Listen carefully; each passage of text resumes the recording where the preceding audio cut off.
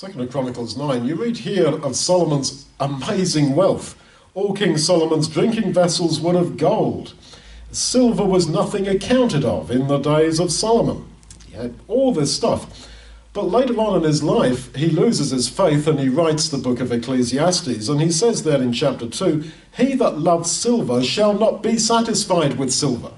So he had it all, but he was not satisfied with it. And in his own book of Proverbs that God inspired him to write, he uses that phrase about 25 times, that sin does not satisfy, that wealth does not satisfy.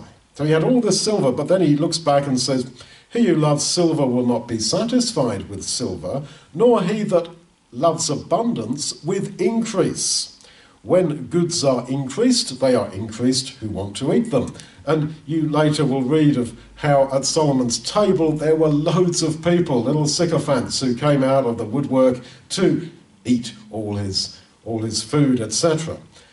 The simple thing is that Solomon is set up as somebody who had it all, absolutely. Women, 1,000 wives, all this opulent wealth, everything, the ability to do everything he wanted. But it didn't satisfy him. Now, most people spend their whole lives chasing the end of some rainbow. If only I can clear my mortgage on this property. Oh, that holiday house, if only I can buy that. Oh, that kind of car, that kind of education for my children. Oh, this, that. And they waste their lives chasing the end of rainbows. We are presented with Solomon as the guy who had all that, and it still did not satisfy him, and it only elicited a desire for the next end of the next rainbow.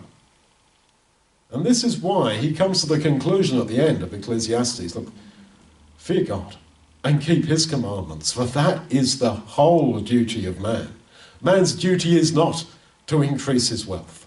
Man's duty is not anything else apart from to fear God. Now, he got to that conclusion too late, but I think there's so much recorded about him in the Bible to show us, to warn us. Don't even start the search for the end of the rainbow.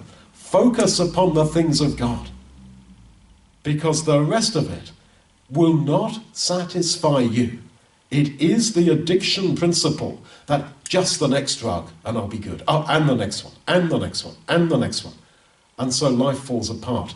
That is how spiritually it is for most people on this earth.